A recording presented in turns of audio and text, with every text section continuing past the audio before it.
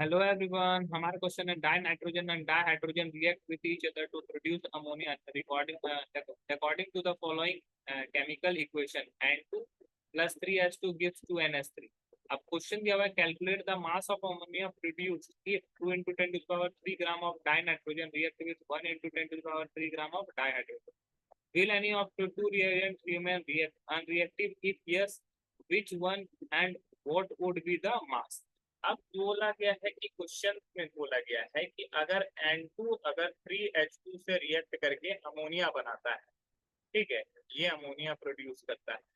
तो बोला गया है, क्वेश्चन में बोला गया है calculate the mass of ammonia produce if 2 into 10 to the power 3 gram of nitrogen react with 1 into 10 to the power 3 gram of hydrogen.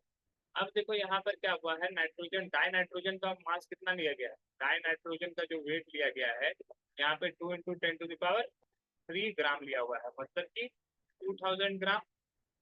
और डाई हाइड्रोजन जो लिया गया है, डाई हाइड्रोजन जो लिया गया है वो लिया गया है 1 into 10 to the power 3 ग्राम, इसका मतलब हो गया 1000 ग्राम। अब देखो यहाँ पर अगर इस रिएक्शन में देखोगे नाइट्रोजन का वेट कितना हो गया 28 ग्राम, नाइट्रोजन का वेट हो गया 6 ग्राम और अमोनिया का वेट हो गया 34 ग्राम।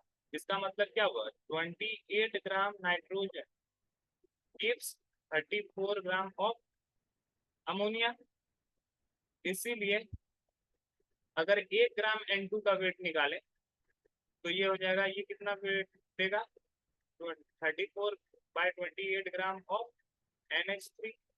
ठीक है, तो अब यहाँ पर कितना डाइनाइट्रोजन का कितना वेट लिया गया 2000 ग्राम, इसलिए 2000 gram of N2 gives 34/28 into 2000 gram of NH3। अब यहाँ से इसको अगर हम लोग सॉल्व करते हैं, ये वैल्यू आ जाता है हमारा 2428.57 ग्राम ऑफ NH3। अब देखो ये दोनों आपस में रिएक्ट करेगा तो मास ऑफ अमोनिया, अमोनिया का मास हम लोग का निकल गया यहाँ पर हमारा 2428। अब देखो यहाँ पर रिएक्शन करने में बोला है in will any of two reactant remain unreactive. तो यहाँ पे कोई अनरिएक्टिव भी होगा, तो देखो यहाँ पे अगर नाइट्रोजन अगर बात कर रहे हैं 28 ग्राम ऑफ N2 रिएक्ट करने से हम लोग को 6 ग्राम वहां पे हाइड्रोजन लगाना पड़ता है, 6 ग्राम ऑफ H2। ठीक है, तो इसीलिए 1 gram of N2, 1 gram N2 को रिएक्ट करने के लिए कितना हाइड्रोजन चाहिए, तो ये 6/28 ग्राम ऑफ H2। अब यहाँ पर क्या होगा, इसलिए 1000 ग्राम ऑफ N2 अगर हम लोग को सॉरी नाइट्रोजन का वेट यहाँ पे कितना दिया हुआ 2000 ना, तो 2000 gram of N2, 2000 gram N2 को रिएक्ट करने के लिए हम लोग के पास कितना चाहिए 6/28 into 2000 ग्राम ऑफ H2। अगर यहाँ से अगर हम लोग निकालेंगे तो यहाँ से निकालेंगे तो ये वैल्यू आ जाएगा 2428.57 ग्राम ऑफ H2। मतलब कि 2000 ग्राम अमोनिया को रिएक्ट करने के लिए हाइड्रोजन का वेट कितना चाहिए 428.57 ग्राम। ठीक है, लेकिन यहाँ पर क्वेश्चन में पूछा गया है, क्वेश्चन में दिया गया है कि हाइड्रोजन का वेट कितना है 1000 ग्राम। हाइड्रोजन का वेट कितना हो गया है 1000 ग्राम, लेकिन हम लोग को जरूरत कितना है 428.57 ग्राम का।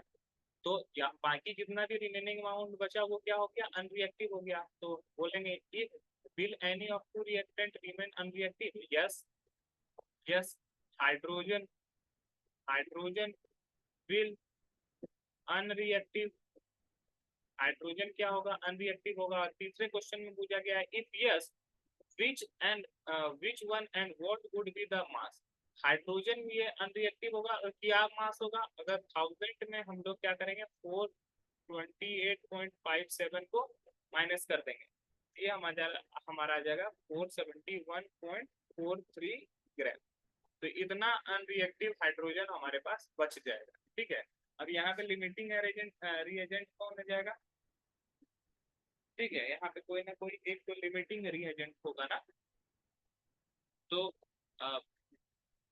लिमिटिंग रिएजेंट जो होगा यहाँ पे नाइट्रोजन हो जाएगा, क्योंकि अ, उसके सारे के सारे मॉलिक्यूल यूज हो गए, लेकिन हाइड्रोजन के मॉलिक्यूल अभी भी बचे हुए हैं। तो आई होप ये क्वेश्चन आपको समझ में आए होंगे। That's all, thank you.